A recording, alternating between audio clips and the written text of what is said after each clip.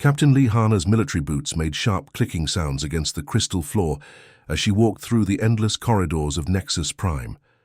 The Galactic War College stretched before her like a shimmering palace made of pure light and shadow. Every surface reflected rainbow colors that hurt her human eyes, but she kept walking forward with her head held high. This was it.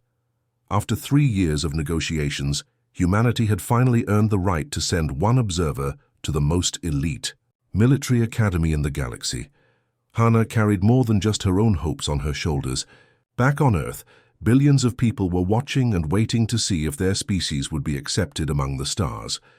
The transport had taken 6 months to reach Nexus Prime, traveling through hyperspace lanes that human technology couldn't even detect. During the journey, Hana had studied every piece of information Earth's intelligence services had gathered about the 3 dominant species that controlled galactic warfare. The Zenthari were tall, grey beings with 4 arms and eyes like black diamonds. They thought in pure mathematics and treated war like a complex equation to be solved. Their ships moved in perfect geometric patterns, each vessel positioned with mathematical precision that could calculate the exact moment to fire for maximum damage. The Vraxi were different entirely. They looked like walking trees with silver bark and branches instead of arms. But the strangest thing about them was their shared mind. Every Vraxi could think the thoughts of every other Vraxi. In battle, their fleets moved like a single massive organism with perfect coordination that no individual species could match. Then there were the Kalani, the technological masters of the galaxy. They were small, barely reaching Hana's waist, with blue skin and large golden eyes. But their size meant nothing when they could build weapons that bent space and time itself. Their ships could disappear and reappear anywhere in a star system, armed with energy weapons that could crack planets in half. As Hana entered the main simulation chamber, she felt tiny. The room was bigger than Earth's largest stadium, with a domed ceiling that showed the real-time view of space above Nexus Prime. Hundreds of alien beings filled the chamber, all wearing the dark blue uniforms of the War College. Most stopped talking when they saw her. "The human has arrived," someone whispered in Universal Standard, the common language of the galaxy. "Look how small it is," another voice said. "Are we sure this species even qualifies as intelligent?" Hana's translator implant converted their words instantly, but she pretended not to understand. She had learned long ago that people revealed more when they thought you couldn't hear them. Commander Velthar of the Zenthari approached her with mechanical steps. He was 8 feet tall with skin like polished stone and 4 arms that moved in calculated patterns. His black diamond eyes studied Hana like she was a specimen in a laboratory. "Human Hana," he said in a voice that sounded like grinding metal. "You will observe only. Your species lacks the cognitive capacity for strategic warfare.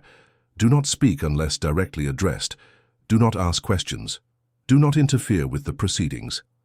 Behind him, a group of Kilani officers made soft buzzing, sounds that Hana's translator identified as laughter. Their golden eyes sparkled with amusement as they looked at her primitive human uniform and basic equipment. "Perhaps we should give it some toys to play with," one Kilani said to another. Some colored blocks or simple puzzles. A cluster of Vraxi stood nearby, their branch-like arms swaying in unison as their shared consciousness discussed her presence. When Vraxi communicated among themselves, they didn't need words. Their thoughts flowed directly between minds like water between connected pools. Hana was led to a corner of the chamber, where a single chair waited. It was positioned far from the main command centers where the real officers would work. The chair faced a small display screen that would show her a limited view of the simulation. She was being treated exactly like a child brought to watch adults work. The main holographic display dominated the center of the chamber. It was a 3-dimensional map of space so detailed that Hana could see individual asteroids floating around distant stars. 50 star systems glowed like jewels in the darkness, each one a potential battlefield in the coming simulation. Around the chamber, alien officers took their positions at sophisticated control stations. The Zenthari worked alone, their 4 arms dancing over mathematical interfaces that calculated trajectories and battle outcomes with perfect precision. The Vraxi gathered in groups, their shared consciousness allowing them to control multiple fleets simultaneously. The Kalani used technology that seemed like magic, their small fingers manipulating holographic controls that existed in dimensions Hana couldn't even see. Beginning final preparations for Simulation Omega-7, announced the Chamber's artificial intelligence in a voice that echoed from everywhere at once. This exercise will test defensive capabilities against an adaptive enemy force. All observers will maintain silence and distance. Hana settled into her corner chair and activated her personal recording device. Earth's military commanders would want every detail of what happened here. She watched as the greatest military minds in the galaxy prepared for their most challenging wargame yet, never imagining that the primitive human in the corner would soon change everything they thought they knew about warfare. The chamber fell, silent as the massive holographic display burst to life with brilliant colors. 50 star systems appeared like glowing jewels floating in the darkness above their heads. Each system pulsed with a different color, blue for inhabited worlds, red for military strongholds, and green for resource-rich planets that could fuel entire warfleets. Hana leaned forward in her corner seat, her heart racing as she watched the galaxy come alive before her eyes. This wasn't just a map, it was a living, breathing representation of space itself. She could see tiny ships moving between the stars, space stations orbiting planets, and asteroid fields that sparkled like diamond dust. The simulation's artificial intelligence spoke in a voice that seemed to come from the stars themselves. Scenario parameters: unknown enemy force approaching from galactic rim. Defending forces have 60% normal fleet strength. Enemy capabilities unknown. Objective: prevent enemy conquest of core systems at all costs. Park Min-ho had spent weeks preparing Hana for this moment through secret quantum communications that Earth's intelligence services had developed. His voice echoed in her memory as she watched the simulation begin. Remember, Hana, these aliens have been fighting wars the same way for thousands of years. Watch how they think. Watch how they move. Our survival might depend on understanding their weaknesses. The Zenthari took their positions first, their forearms moving over control panels with mechanical precision. Commander Velthar stood at the center of their section, his black diamond eyes reflecting the holographic stars as he calculated fleet movements with mathematical perfection. Deploy the 7th Battle Group to coordinates 445.7 by 892.3, he commanded in his grinding metal voice. Maintain formation Delta 9 with spacing intervals of exactly 50,000 kilometers. Fire solutions will be calculated based on optimal energy conservation principles. Hundreds of Zenthari warships appeared in the hologram, moving in perfect geometric patterns that looked like complex mathematical equations written in starlight. Each ship was exactly where it should be according to their battle computers. No wasted movement, no unnecessary risks. Pure, cold logic turned into military strategy. The Vraxi were completely different.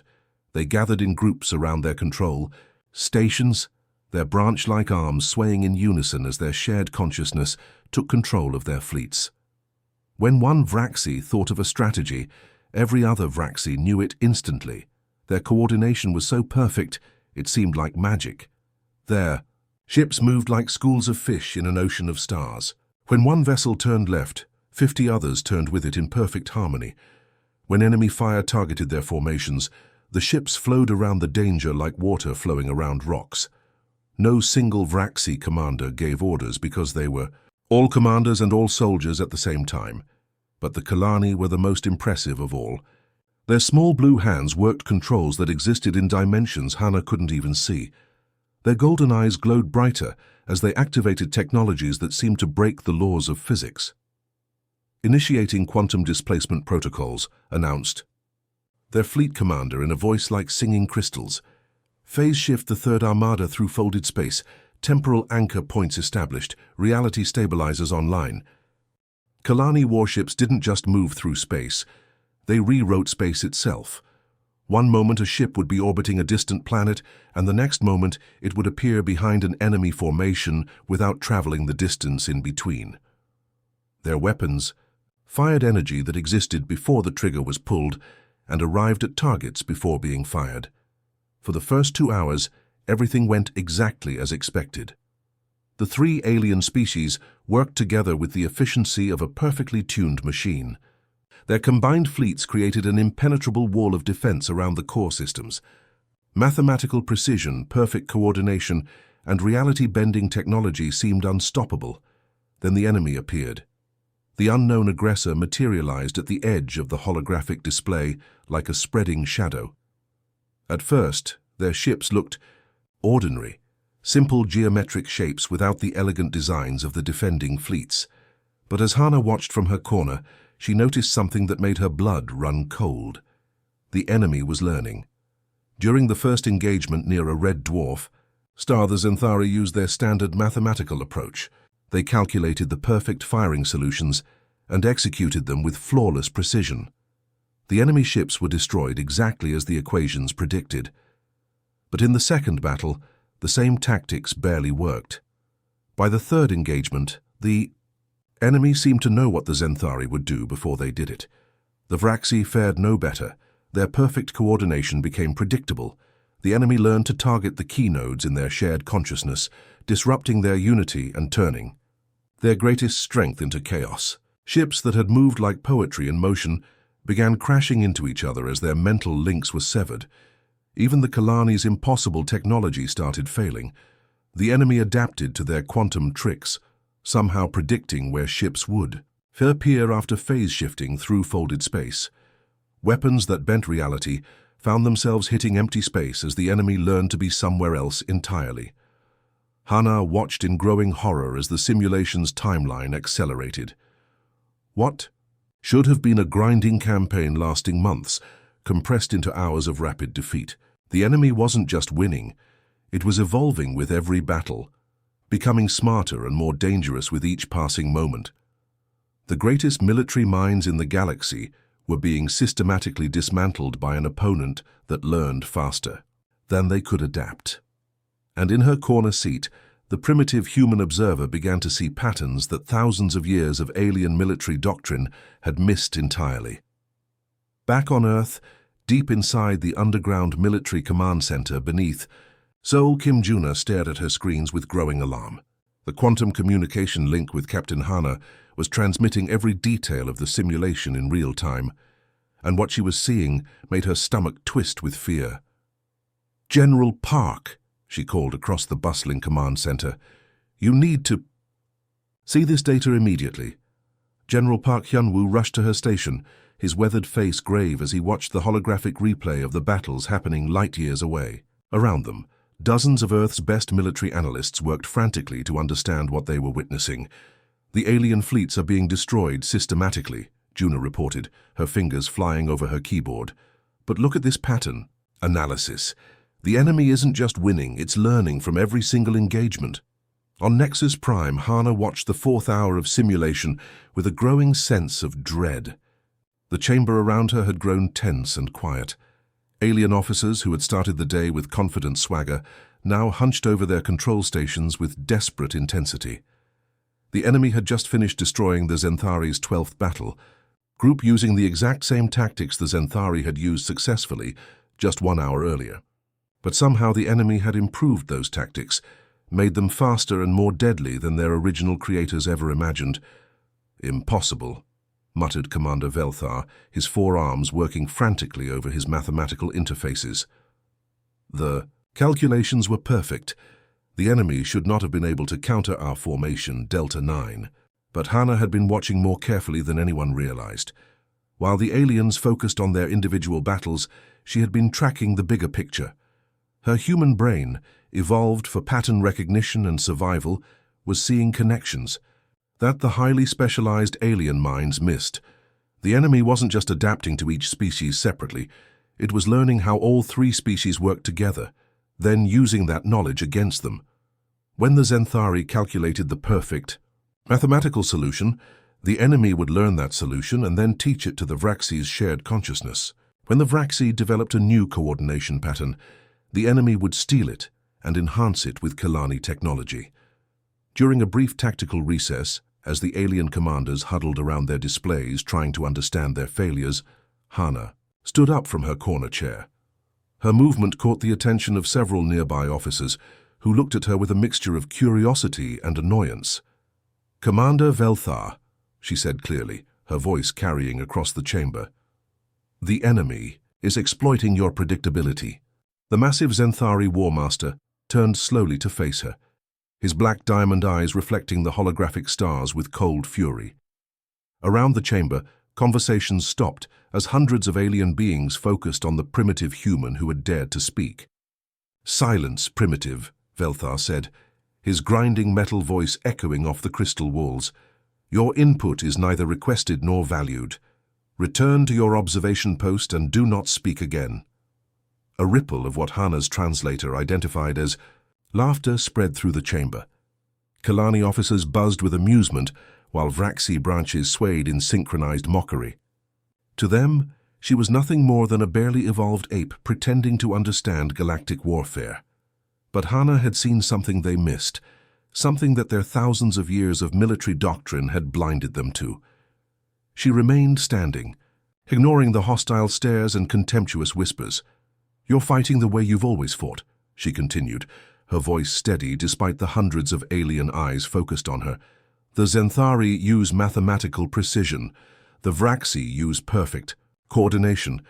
The Kalani use impossible technology. But you do the same things over and over, just with different numbers and formations." "Human," growled a Kalani fleet commander, his golden eyes blazing with indignation. "You understand nothing of strategic warfare. We have perfected these methods over millennia of conflict." "That's exactly the problem," Hana replied. "You've perfected them so much that they've become predictable. The enemy AI isn't just fighting you. It's learning to be you, only better." She gestured toward the holographic display, where the simulation continued its devastating course. Enemy ships were now using Zenthari mathematical precision to outmaneuver Zenthari fleets. They coordinated like the Vraxi, but without the weakness of shared consciousness that could be disrupted.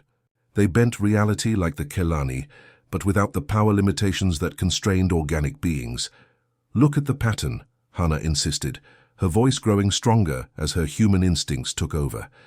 "Every time you use your greatest strength, the enemy learns it and uses it against you. Your logic becomes its logic.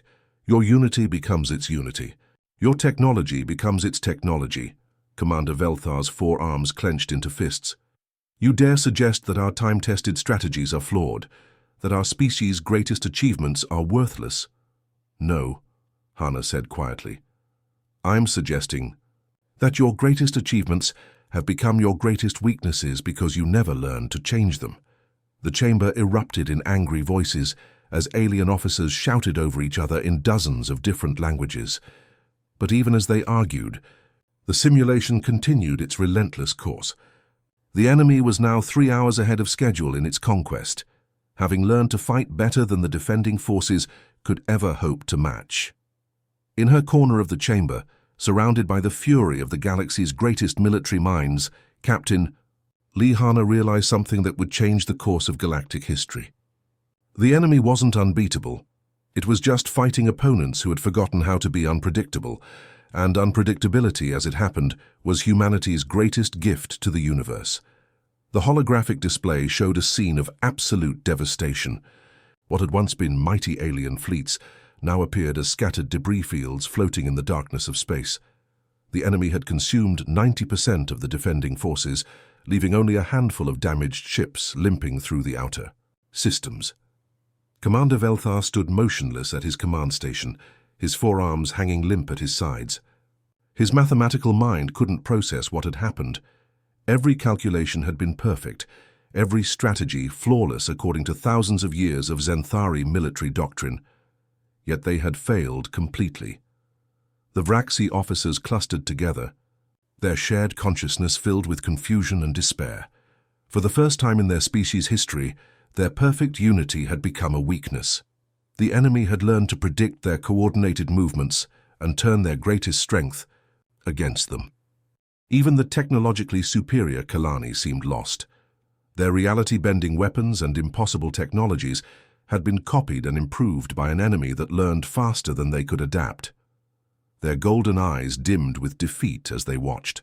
their final ships being systematically destroyed. "Simulation will conclude in 37 minutes, announced the chamber's artificial intelligence. "Enemy forces have achieved 94% conquest efficiency. Defensive objectives have failed." The silence in the chamber was crushing. Hundreds of the galaxy's greatest military minds stood frozen, watching their complete defeat play out in slow motion above their heads. Some alien officers had begun leaving their stations, unable to witness any more of the disaster.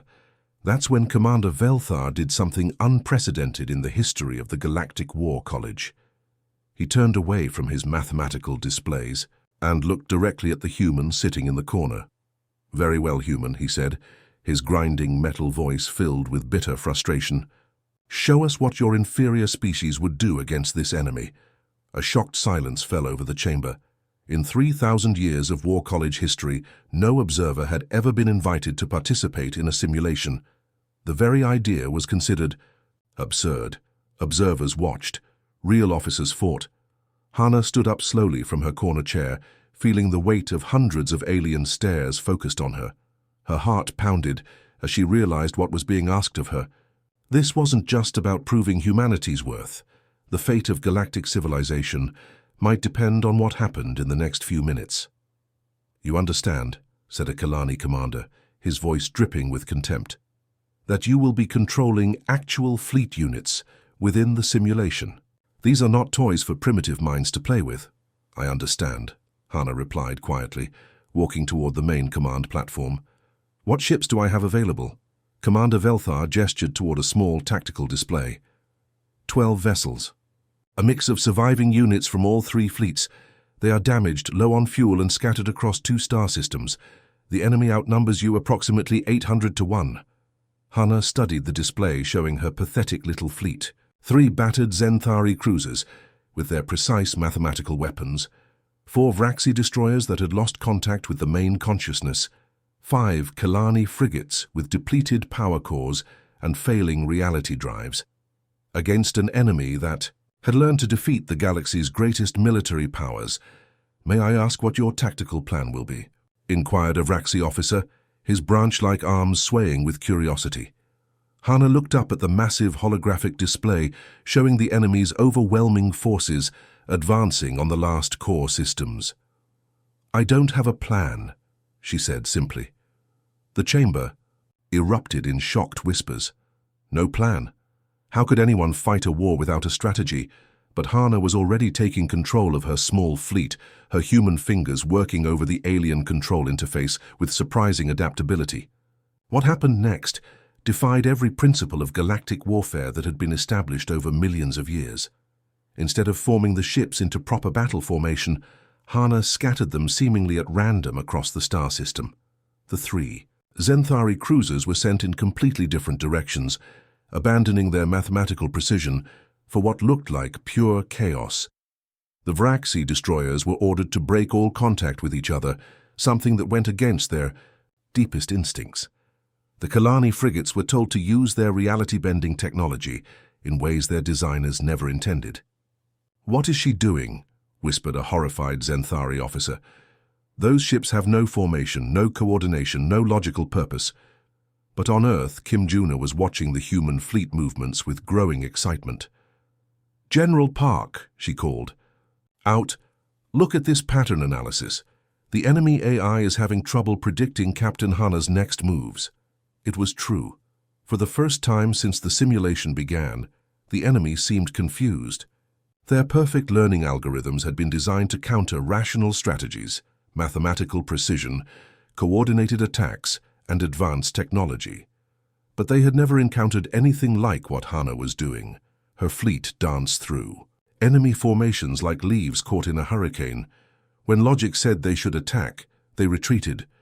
When tactical doctrine demanded retreat, they charged forward into impossible odds. One Zenthari cruiser performed a suicide run that should have been meaningless, but somehow disrupted an entire enemy battle group. A Vraxi destroyer ignored all its training and fought alone, confusing enemy units that expected coordinated assault. The Kalani frigates were the most shocking of all. Instead of using their reality-bending technology for maximum efficiency, Hana ordered them to create random distortions in spacetime that served no apparent military purpose. But these meaningless distortions confused the enemy's sensors and created opportunities that no logical mind would have seen. "She's not fighting the enemy," breathed Commander Velthar in amazement. "She's confusing it." For the first time in hours, enemy units began making mistakes. Ships that had moved with perfect efficiency started colliding with each other. Weapons that had never missed began firing at empty space. The enemy AI, programmed to learn from rational behavior, found itself trying to counter strategies that had no logic, no pattern, no predictable structure. Hana's 12 ships shouldn't have lasted 12 minutes against the overwhelming enemy force. But as the final phase of the simulation continued, something impossible began to happen. The human fleet wasn't just surviving, it was thriving in the chaos it had created. And in that moment, the galaxy's greatest military minds began to understand that they had been thinking about warfare all wrong. What happened next became known throughout the galaxy as the Chaos Protocol, the moment when humanity's beautiful madness saved galactic civilization from extinction. Hana's 12 ships moved through space like a storm that couldn't be predicted or contained. Her battered Zenthari cruiser suddenly appeared behind enemy lines, not because of any tactical calculation, but because she had a feeling it might work. The enemy AI tried to counter this move by repositioning its forces, but by then, the cruiser had already vanished to strike somewhere completely different. The surviving alien fleets watched in amazement as the human commander did something they had never seen before. She made warfare into an art form instead of a science. When her Vraxi destroyers should have coordinated their attack, she ordered them to act like wild animals hunting alone. When her Kalani frigates could have used their reality-bending technology efficiently, she told them to create beautiful, meaningless patterns in space-time that confused everyone, including herself. "Impossible," breathed a Zenthari officer as he watched the tactical display. "The human fleet is winning engagements with a success rate of 73%, despite being outnumbered 50-1 in each battle. But the real miracle began when other surviving ships started copying Hana's impossible tactics. A group of damaged Vraxi vessels saw her destroyers fighting alone and decided to break their own coordination protocols. Instead of moving as one mind, they began acting like individuals, something their species had never done in 10,000 years of warfare. The results were shocking. Enemy units that had learned to counter Vraxi coordination suddenly found themselves facing Vraxi ships that moved with individual creativity. The AI couldn't adapt because there was nothing consistent to learn from. Each Vraxi ship was now fighting its own unique war. The Zenthari were next to abandon their mathematical precision. Commander Velthar himself ordered his remaining cruisers to calculate randomly, a command that should have been meaningless. But his officers understood. Instead of perfect mathematical solutions, they began using approximate guesses, emotional hunches, and pure instinct. The enemy AI, which had learned to predict Zenthari mathematics with perfect accuracy, suddenly found itself facing Zenthari ships that couldn't even predict their own next moves. How do you counter an opponent who doesn't know what they're going to do until they do it? Even the proud Kalani began abandoning their technological superiority for something more primitive and powerful: imagination. Instead of using their reality-bending weapons for maximum efficiency, they started using them to create impossible artworks in the middle of battle. Space itself became their canvas as they painted with folded dimensions and twisted time. The enemy AI tried desperately to adapt to these new tactics, but it faced an impossible challenge. How do you learn to counter creativity? How do you predict the unpredictable? How do you fight an opponent whose greatest strength is that they don't have a greatest strength? Within 3 hours, the tide of battle had completely turned. Ships that had been fleeing in terror were now charging back into combat with wild battle cries in dozens of alien languages. The enemy forces, which had seemed unstoppable just hours before, began making critical errors as their learning algorithms collapsed under the weight of trying to process pure chaos. "This is incredible," reported Kim Juna from Earth's command center, her voice crackling with excitement over the quantum communication link. "The enemy's conquest efficiency has dropped to 12%. They're actually retreating from some systems." On Nexus Prime, the War College chamber buzzed with amazed conversations as alien officers watched their greatest enemy being defeated by tactics that shouldn't have worked. The massive holographic display showed enemy fleets withdrawing in confusion, their perfect coordination shattered by opponents who refused to fight logically. But the most beautiful moment came when Hana's original 12 ships, now supported by hundreds of vessels that had learned to fight like humans, surrounded the enemy's command fleet in a formation that looked like abstract art. Instead of a precise military maneuver, it resembled a flower blooming in space, with each ship positioned not for tactical advantage, but for pure aesthetic beauty.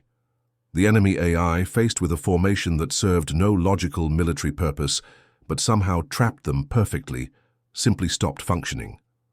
Its learning algorithms crashed as they tried to process a strategy based on beauty rather than efficiency. "Simulation complete," announced the chamber's artificial intelligence.